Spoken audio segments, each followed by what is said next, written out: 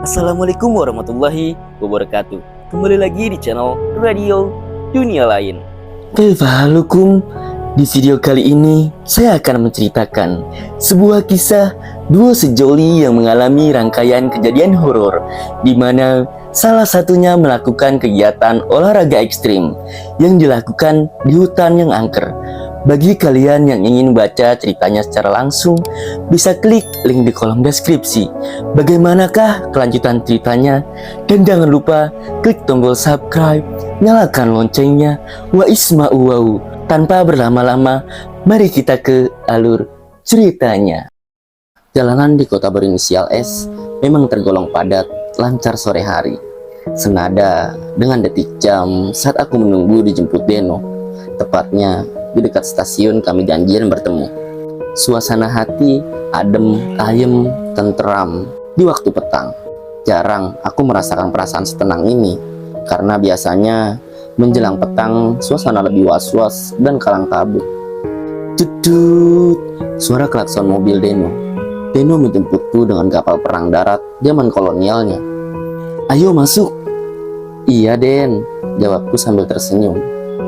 Sorry ya, kamu jadi nunggu lama nih. Halah, nggak apa-apa, jawabku tenang, karena memang suasana hati senang dan bahagia. Deno pun memutar kemudi kapal perangnya dengan buru-buru. Ada sedikit curiga, tapi biarlah.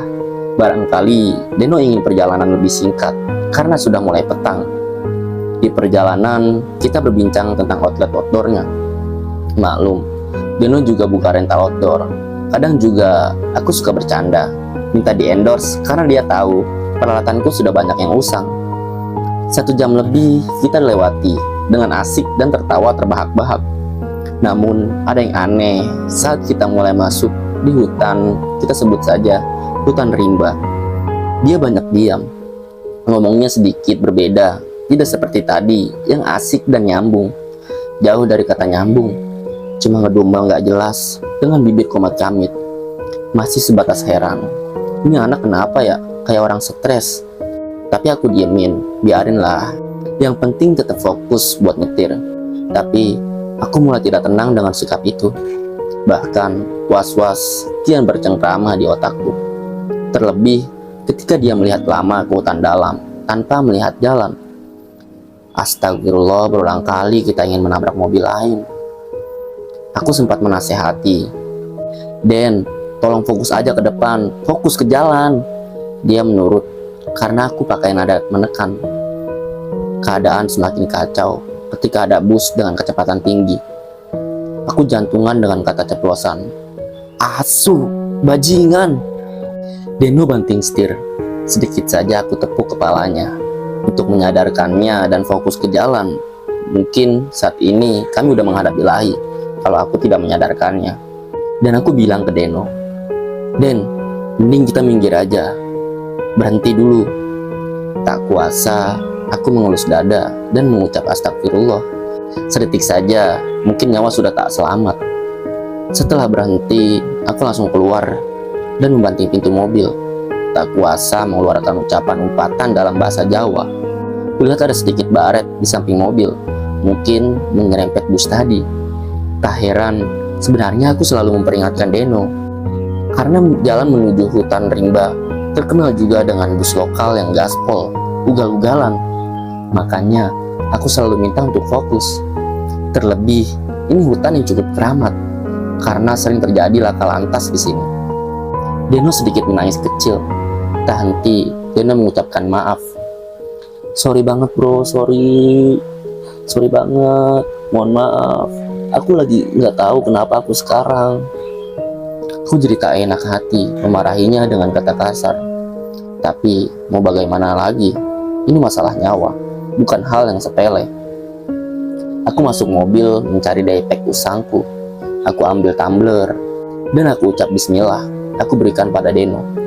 Aneh, biasanya temanku yang lain mengatakan, seger banget ini airnya. Berbeda dengan Deno.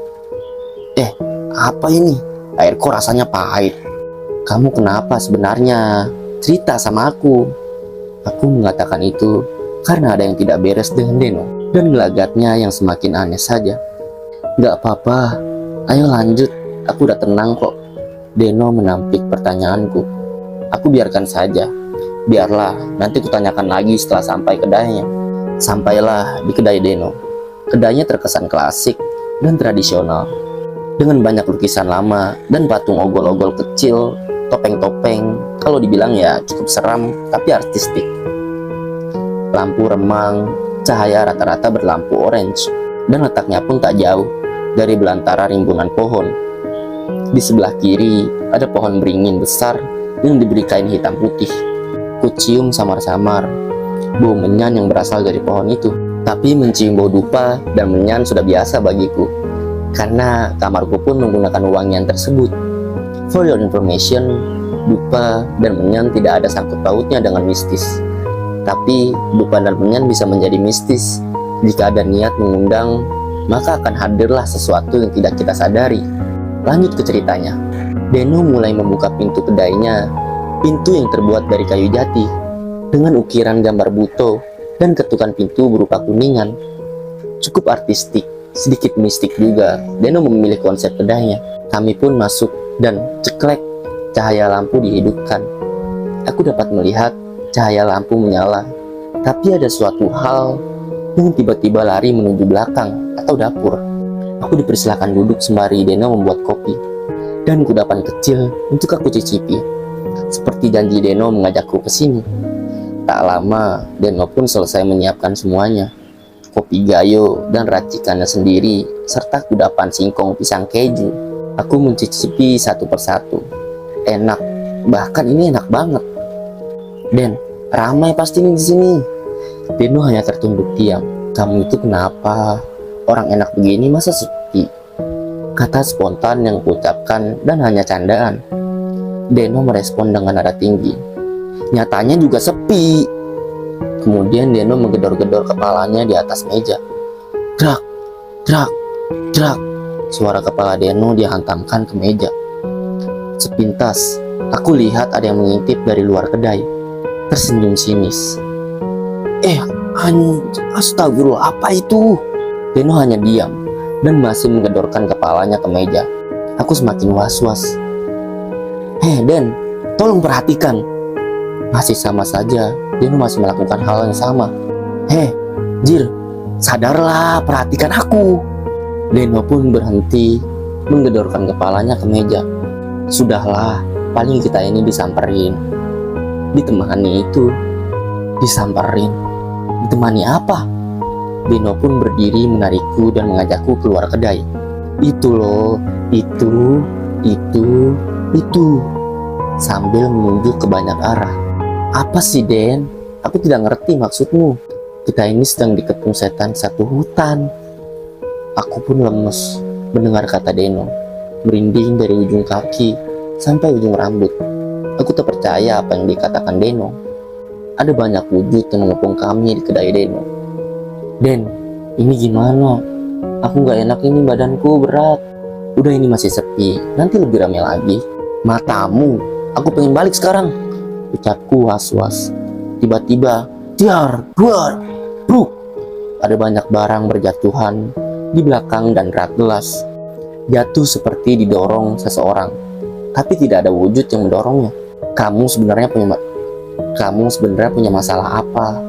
Sampai dikeroyok setan sehutan. Cerita sekarang. Deno diam cukup lama. Keadaan mulai kritis. Barang-barang di kedai mulai berjatuhan sendiri. Deno pun bicara lantang. Aku itu bodoh. Aku gak betah. Aku ingin mati saja. Aku tanpa izin Deno menarik Deno untuk keluar menuju mobil. Aku tak sadar mata batinku terbuka tanpa aku paksa. Banyak kain putih berterbangan ke sana kemari. Bayangan hitam di semak-semak dan pepohonan. Ada banyak juga makhluk lain. Gila ini, gila. Udah, aku yang nyetir. Ayo pergi dari sini dulu. Aku seret Deno menuju mobil. Aku hanya menutup kedai tanpa menguncinya. Sudah was-was, takut, campur-campur deh rasanya. Banyak wujud yang ingin mendekat, seperti mau menghalangi kami pergi dari kedai itu. Suara kapal perang Deno. Aku gaspol nekat. Yang penting keluar dari tempat ini. Aku nekat nyetir mobil Deno. Gak peduli, aku belum bisa betul menyetir mobil karena baru belajar. Den, kamu punya salah apa sampai dikeroyok setan segitu banyak? Tanyaku berulang-ulang pada Deno. Deno hanya menutup muka dan menangis. Aku biarkan Deno dan aku fokus ke jalan. Biarkan Deno menenangkan diri dulu. Kurang lebih, aku keluar dari hutan belantara ini, sudah masuk kota dan sedikit ramai.